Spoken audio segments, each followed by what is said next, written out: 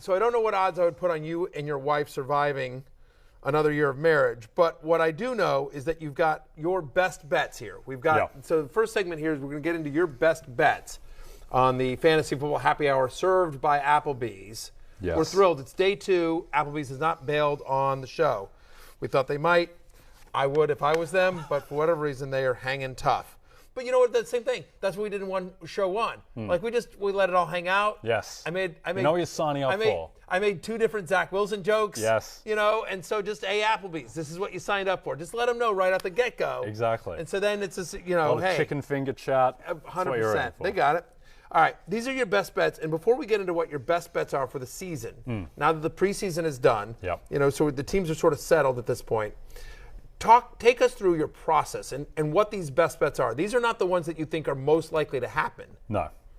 So what I'm looking at is what I see as the value relative to the odds. It's the same thing with value relative to average draft position. It's just that I'm dealing with odds. So, look, we're going to talk about a bet, the second bet, which is plus 3,000. Plus 3,000 means that the implied probability is 3%. So if you think it's a 4% chance to happen, Rashawn Gary, Defensive Player of the Year, spoiler alert, then it's a good bet. If you think it's a 10% chance to happen, then it's a phenomenal bet. So we're taking value relative to the odds. Right, exactly. This isn't about what is most likely to happen. It is what the most value is to your point, which is we're just playing odds. Yes. We're just playing odds. Look, the safest bet for some of these, look, the safest Super Bowl bet, I'm going to make a Super Bowl bet at the end of the segment, but the safest one is taking the Bills to play the Bucs because they're the 2 favorites, they're the 2 best teams, but relative to the odds, they might not be the best bet. So exactly. I'll be choosing a different team. So we get to your first bet in terms of, so at the moment, we're going to go to the AFC South. Yeah. Right? So Great division. Great division. Exactly. So, like, the favorites to win that division are the Colts. Yep. But they're at minus 135. Exactly. So, obviously, whatever. You bet $100, you're not winning $100. Yep. So the idea here is, okay, how can we make the most money? Okay. So, Colts are at minus 135. But there's the Texans at plus 3,300. I don't think you're going Texans. Where are you going here, Jay? So I'm going with the Jags. What a great way to start, riding with the exactly. Jacksonville Jags, the team synonymous with victory and winning and exactly. cashing bets. But this isn't so much a bet on the Jags as much as it's a bet against the Colts and the Titans. Fair. I think this is the worst division in football, and when you're dealing with a bad division, there's opportunity for value on the long shots. Now, I know the Titans were a 1 seed last year. That was very fluky. They went 6-2 in 1-score games. Looking at our internal numbers, looking at PFF, DVOA, none of those systems had the Titans or the Colts as one of the 10 best teams in football. Right. And I think both of those teams, I think the Titans got worse because they lose A.J. Brown. They don't have any significant upgrades. Robert Woods helps a little bit. And the Colts, I think everyone is expecting that Matt Ryan is going to be a big upgrade on Carson Wentz. I'm not so sure about that. I think that Carson Wentz was totally fine. It's just he had a really bad end to last season. And then the other thing is the Colts, they led the league in turnover differential at plus 14, tied with the Cowboys. So that is very noisy year to year. And so the Jags, even though I'm not super excited about the team in general, I do think they have upside because they had the worst coaching situation in the league with Urban Meyer. Now you go to Doug Peterson. You're not just going from the worst situation to competence. You're going to an above average coach. Doug Peterson won the Super Bowl with Nick Foles. He is a good coach. So there's upside there. But really, this is a bet on Trevor Lawrence. Because Trevor Lawrence came into the NFL as the most touted college quarterback since Andrew Luck. Right. That pedigree doesn't disappear after one bad season, particularly with the Urban context. So I think Trevor Lawrence has a huge amount of upside. Wouldn't be surprised at all if he's the best quarterback in the division this year. He has that ceiling. So I'm taking the Jags at plus 700. Plus 700 means that if you think it's a 13% chance or better, then it's a good bet, and I do. According to our friend Warren Sharp, Jacksonville has the 12th easiest strength of schedule, so they should get off to a hot run here. And by the way, I like them, but at this point, can't we say I think the jury's still out on whether Frank Reich is a good coach. Wasn't a good end to the season. Right. They couldn't beat the Jaguars last year. The Raiders. Right. They lost some bad games. And so I think we're all in on Frank Reich as an offensive coordinator, but I think the jury is still out as to whether or not he is an above average head coach. And so we'll see. To your point about Carson Wentz, obviously some high-profile bad mistakes, but he was 27-7 last year, touchdown interceptions. He had a statistically very good year. They had your point. They got really lucky on defense, with the turnover differential.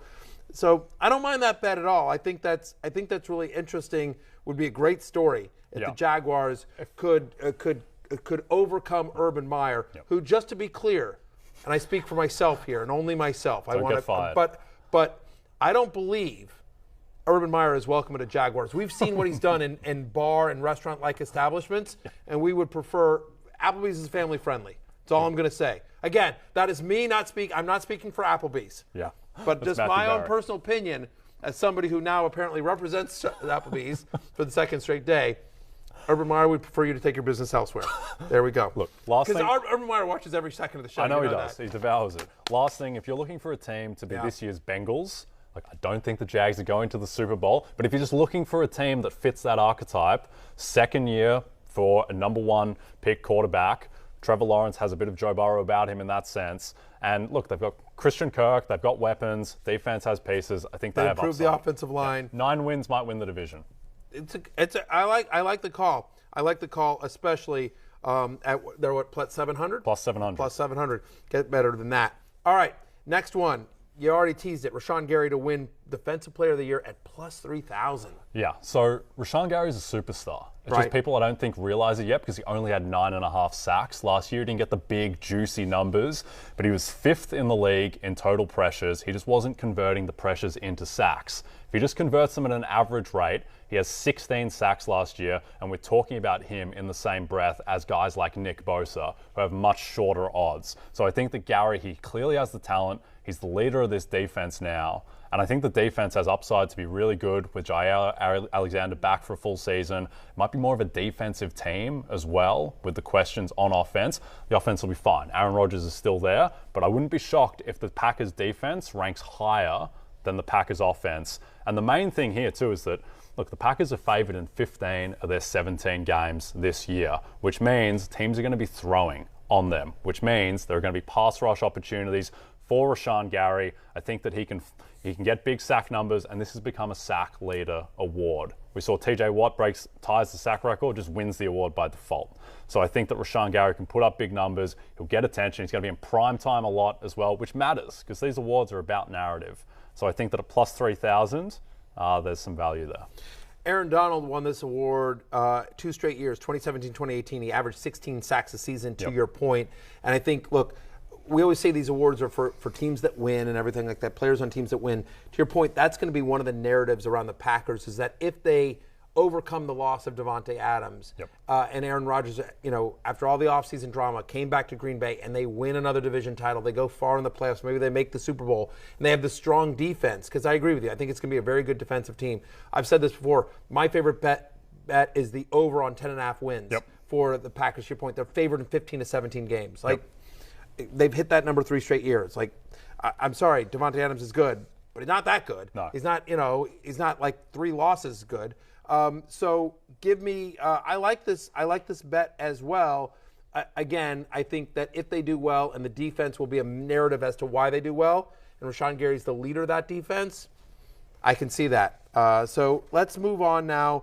Your next best bet is who's winning the rushing title. So, look, and this goes back to what we were talking about value. I don't think this guy is going to win the rushing title in terms of a 50% chance or better, but Saquon Barkley is plus 5,000, 50 to 1 to win the rushing title. And look, with a guy like Saquon, he has a huge range of outcomes of what he could be this year. He might just be done. He might be completely done. The injuries might have taken their toll, but at the same time, he might be a generational talent who went 2 in the draft, who is now finally healthy.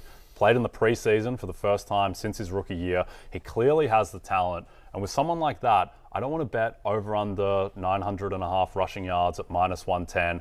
Give me it all. Give me the home run swing because he's got that in him. So plus 5,000 to win the rushing title. He had 1,307 rushing yards as a rookie. That would have been second in the NFL last season. It's a lower bar to clear. So I think that Saquon, the rushing title, it goes to 3-down workhorse backs who don't have elite quarterbacks, who aren't going to throw too much. And you just go down the list, who can actually get that workload in that context and win a rushing title. Like Jonathan Taylor, yes. Derrick Henry, yes. But then you go further down, like Najee Harris, is he going to have the efficiency? Other guys like Javonte Williams is going to be in a timeshare to start. Elijah Mitchell, there's just too many people in San Francisco. So I think that Saquon, he has the upside to actually win the rushing title, and there's not many players who do. Yeah, I like that call, especially, by the way, you may think about Brian Daboll, and it's like, look, I got two options. I can either hand the ball off to Saquon Barkley, or I can let Daniel Jones do something with it. And he may just be like, you know what? Sorry, Saquon, you're getting 20 touches a game. Like, you know, and so the volume may absolutely be there. And by the way, if Daboll gets Daniel Jones on the move, tries to get him outside the pocket and try to use some of the mobility the way he did with Josh Allen in Buffalo, then you could see that opening up some running lanes for Saquon Barkley. One of the issues with Barkley the last 2 years is he hasn't been healthy, and we haven't seen those big explosive plays. Exactly. We haven't seen those 75-yard runs that we saw his rookie year. And so maybe now, a couple years removed from the ACL, does he get that explosiveness back? And so we don't know, right? You're going wide range of outcomes for him. But certainly at plus 5,000, 5%, right? Not bad. Pretty good odds. Like, I like that call. And look, I think Saquon's a really interesting fantasy play as well. Definitely. In terms of, again, we can't, like, if you ain't first, you're last. Like, why not there in the middle of the second rounds? I certainly like him more than Breece Hall, who's going around that area. You know, some of the other guys that are going around Saquon Barkley. He's moving up, right? I'm looking at ADP. He's finally moving up here. But, like, I like Saquon more than, like, Nick Chubb. Definitely. You know, who's going ahead of him in terms of upside. All right. You said you were going to end this segment with who you have to win the Super Bowl, or your best bet to win the Super Bowl in terms of both potential to actually do it and the best odds that you can get to do it. The favorites, as we mentioned, Buccaneers, Chiefs, as you see there. Bucs are plus 900, Bills just plus 650. But I feel like you're going lower on that list. Going to the bottom of the list, the Los Angeles Chargers at plus 1,300. I talked about this yesterday. This is a bet on Justin Herbert, who, in terms of what goes into the betting lines, we rank Justin Herbert as the best quarterback in the NFL. And he's got so much talent around him now. The offensive line, I mean, how gutted would you be if you're Phil Rivers? Because his entire career, he didn't have an offensive line. Correct. And now this young, good-looking guy, Justin Herbert, has the offensive line, has a lot of weapons.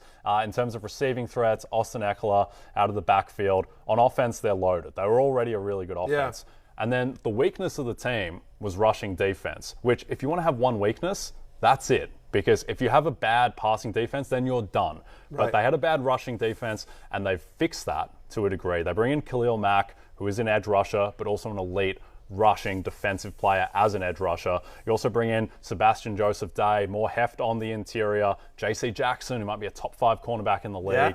I'm also all in on the Brandon Staley experience as, you know, someone who crunches the numbers and everything. Analytics, we love it. Right, yeah. He literally just won them a game last season against Cleveland early on in the season. If you have any other coach, no one else is going for it on 4th and 8 in their own territory. He won them that game by himself. He had some plays go against him as well at the end of the season, but at the same time, he is optimizing their chance. You keep playing the odds, eventually it starts falling in your favor, and that's what Staley's going to do. He's flipping a loaded coin every time he does it, and it's weighted in his favor. So I like the Chargers. Like I said, I think the safe choice is Bucs v. Bills, but in terms of the odds, in terms of my heart, give me Chargers v. Niners. Chargers win. Trey Lance misses Michael Crabtree in the end zone on 4th down. Yeah, well, I like it. By the way, Chargers opened as plus 2,200 to win the Super Bowl back in January. So already the betting markets are sharps love them. The sharps absolutely love them. Hey, it's Matthew Berry from NBC Sports and Rotoworld.com. Just want to thank you so much for watching what you just watched, or at least being too lazy to click out of it after the autoplay just kept it going. So either way, thank you so much for just letting it scroll by your screen. And now I'd like to ask you respectfully, please subscribe to the NFL on NBC YouTube channel for the latest NFL news, fantasy headlines from Rotoworld, and betting analysis from NBC Sports Edge.